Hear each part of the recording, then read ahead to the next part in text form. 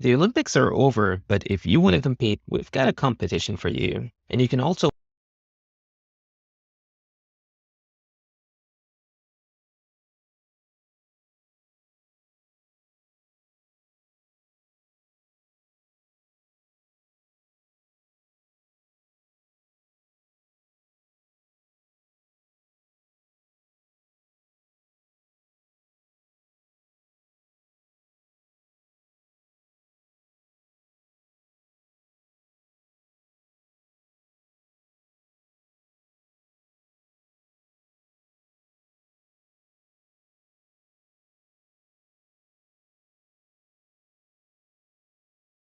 Welcome to the Huberman Lab podcast, where we discuss science and science-based tools for everyday life. I'm Andrew Huberman, and I'm a professor of neurobiology and ophthalmology at Stanford School of Medicine. I'm pleased to announce that my new book, which I've been working on for more than 5 years, is now available for pre-sale purchase. The book is entitled Protocols, an Operating Manual for the Human Body. And within the book, you can find, as the name suggests, protocols for everything from how to improve and even optimize your sleep, for increasing your motivation and focus, for nutrition, that is, specific nutritional guidelines to follow for health and performance, as well as exercise, stress control, your oral and gut microbiome, both of which are critical for brain and body health, as well as protocols for creativity and much more. Within the book, you'll also find the scientific basis, that is, the mechanisms and specific studies that substantiate these protocols. And the book is designed to be incredibly easy to use, such that if you're suffering from a particular pain point in life, such as difficulty sleeping or excess stress or any number of different issues, that you can go to a specific chapter and protocol and begin to resolve that issue.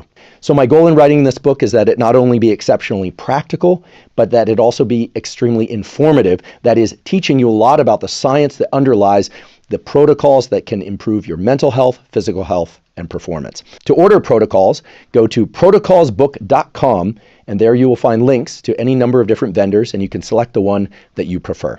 Again, that's protocolsbook.com. My guest for today's episode is Dr. Gabrielle Lyon. Dr. Gabrielle Lyon is a medical doctor who did her clinical and research training at Washington University in St. Louis. She is an expert in geriatrics, in nutrition, in health, and longevity.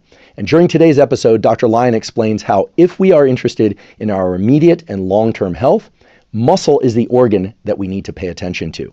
She explains how this is true for everybody, men and women alike, and that there are specific things that we all can and should do with our nutrition and our exercise in order to maximize the health of our muscular tissue. Now, in some cases, people will be interested in building more muscle, but it's important to point out that much of today's discussion is simply about improving the health of your muscular tissue and the specific ways to do that in order to support brain health, body health and movement, of course, as well as the health of every organ system in your body. Again, placing a focus on improving muscular tissue itself as a way to improve all the organ and tissue systems of your body. Dr. Lyon explains the specific science and protocols that can be applied in your everyday life at the level of what you choose to eat or not eat, as well as how much of certain foods to eat or avoid, as well as specific training regimens, most of which take very little time, but they can vastly improve the health of your muscular tissue and therefore the health of your entire brain and body. I'm certain that by the end of today's episode, you will have a much more thorough understanding of what you can do to improve your immediate and long-term health, and thereby potentially your lifespan, all of which are based on the most modern understanding from basic research, from clinical studies, and from practical application in the real world. Before we begin, I'd like to emphasize that this podcast is separate from my teaching and research roles at Stanford. It is, however, part of my desire and effort to bring zero cost to consumer information about science and science-related tools to the general public. In keeping with that theme, I'd like to thank the sponsors of today's podcast. Our first sponsor is Maui Nui Venison. Maui Nui Venison is the most nutrient-dense and delicious red meat available. I've spoken many times before on this and other podcasts, and with several expert guests on this podcast, about the fact that most of us should be seeking to get about 1 gram of high-quality protein per pound of body weight every day. Not only does that protein provide critical building blocks for things like muscle repair and synthesis, but also for overall metabolism and health. Maui Nui venison has an extremely high-quality protein per calorie ratio, so that you can get that 1 gram of protein per pound of body weight easily and without ingesting an excess of calories. Also, Maui Nui venison is absolutely delicious. I love their venison steaks, their ground venison, I love their bone broths, and I love their jerky, which is extremely convenient when you're traveling. Those Maui Nui venison jerky sticks have 10 grams of high-quality protein per stick at just 55 calories. While Maui Nui offers the highest quality meat available, their supplies are limited.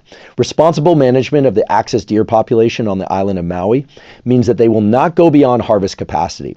So signing up for a membership is the best way to ensure access to their high quality meat. If you'd like to try Maui Nui venison, you can go to mauinuivenison.com/Huberman to get 20% off your membership or first order. Again, that's mauinuivenison.com/Huberman. Today's episode is also brought to us by Levels.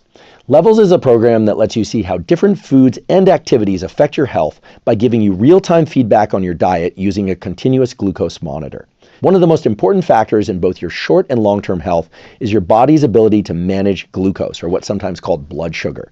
To maintain energy and focus throughout the day, you want to keep your blood glucose steady without big spikes or crashes. I started using Levels about 3 years ago as a way to understand how different foods and activities impacted my blood glucose levels. And it's proven incredibly informative for me in determining what food choices I make, when to eat, and when to time eating relative to workouts, sleep, etc.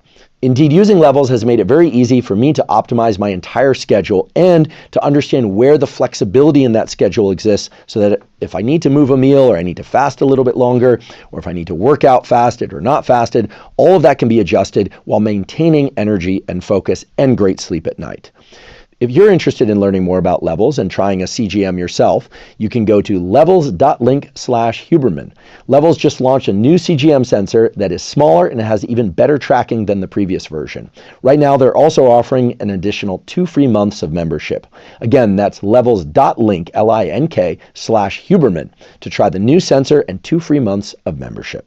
Today's episode is also brought to us by Helix Sleep. Helix Sleep makes mattresses and pillows that are customized to your unique sleep needs. Now, I've spoken many times before on this and other podcasts about the fact that sleep is the foundation for mental health, physical health, and performance. Now, one of the key things to getting a great night's sleep is to make sure that you sleep on a mattress designed specifically for your sleep needs. And that's what Helix Sleep mattresses are designed to accomplish. If you go to the Helix website and take a brief 2-minute quiz, it asks you questions such as, do you sleep on your back, your side, or your stomach? Do you tend to run hot or cold during the night? Maybe you know, maybe you don't know the answers to those questions. In any case, they'll match you to the ideal mattress for your unique sleep needs. For me, that turned out to be the Dusk Helix mattress.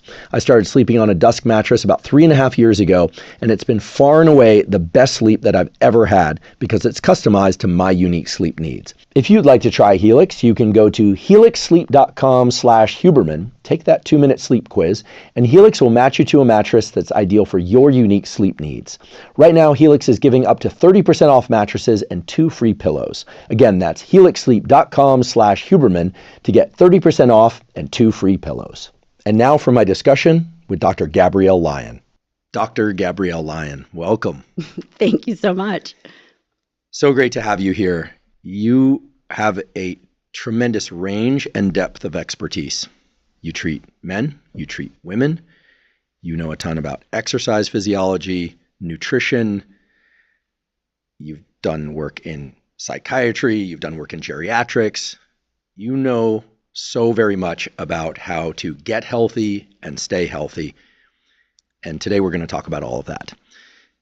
To kick things off, I would love to dive into your take on this unique aspect of our physiology that most people, when they hear about, think about weight training or maybe bodybuilding or have some immediate reaction to, but you have a different stance on this incredible organ that we call muscle.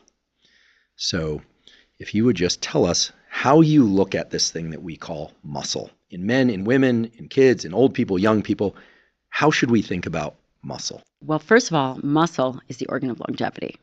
And we've always thought about muscle, just as you said, when it comes to exercise, performance, mobility, and strength, which, by the way, all of those things are important and critical for life.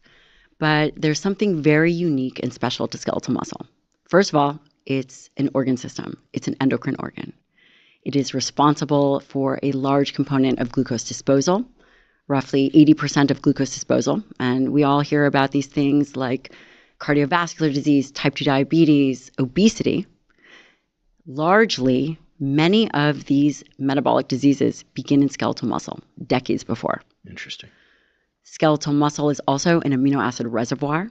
It is the place that your body pulls from amino acids, and that is something that changes as we age, this idea of protein turnover, and we require healthy skeletal muscle. Of course, it's the body armor that we all know, and it is really responsible for how we age.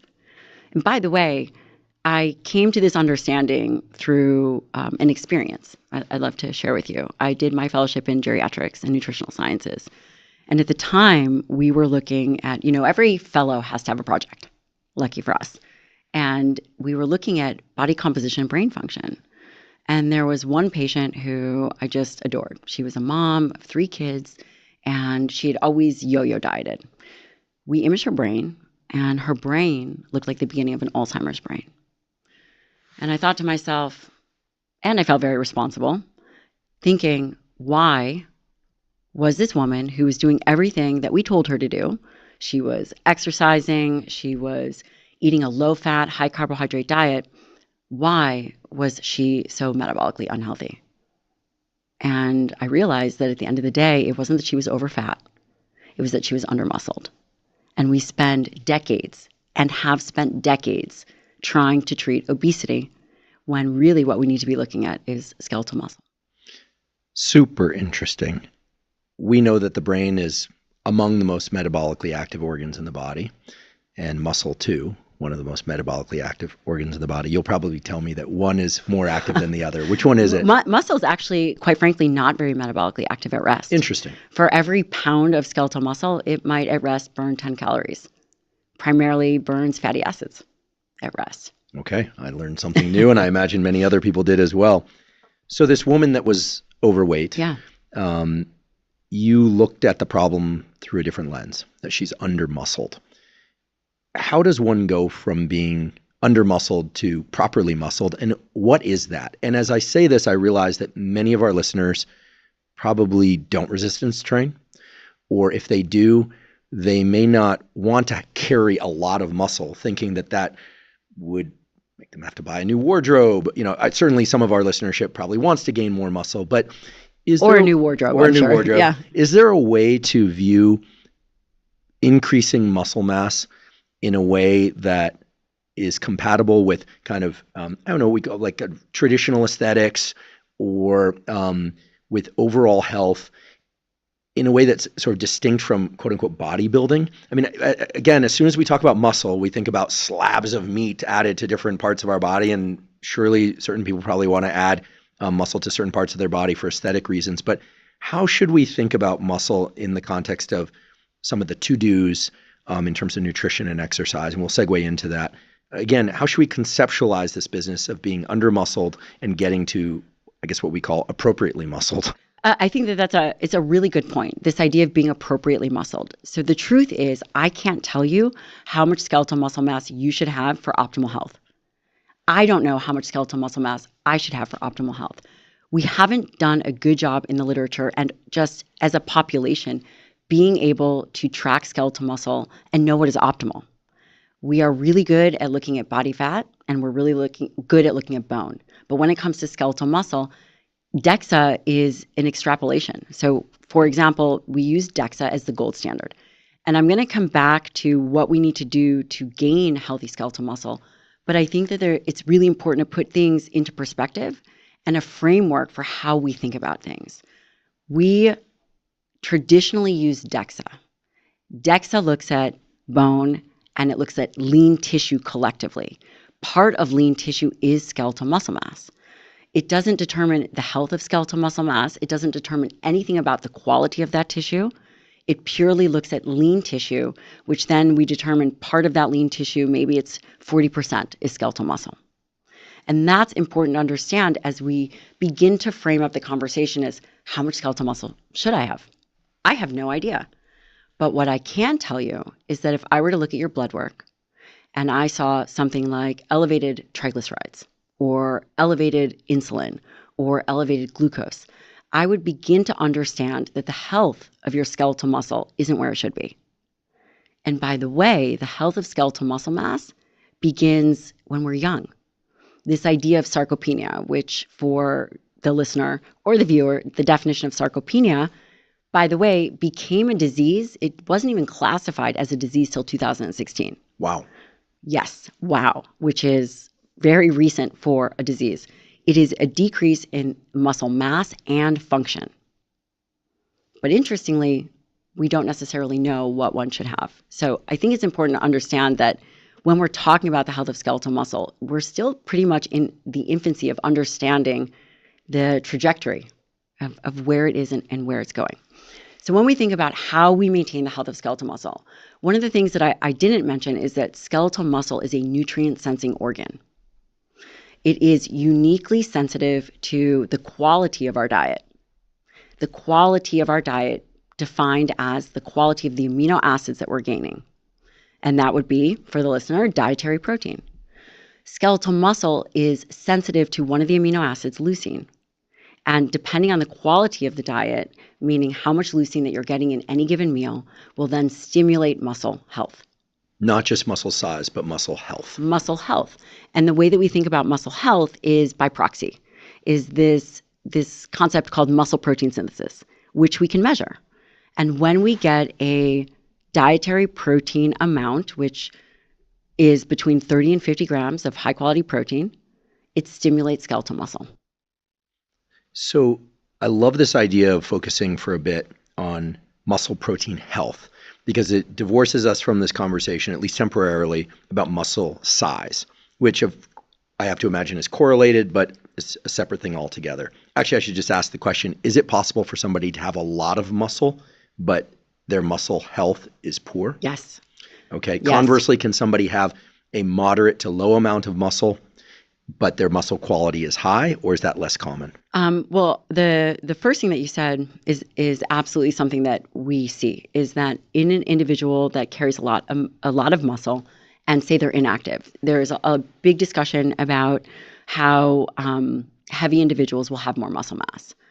But what we have to recognize is the health of that skeletal muscle is fat deposition, can be visceral fat deposition, fat around the organs, and it can be also fat infiltrate into the tissue, like, not to gross anyone out, a marbled steak.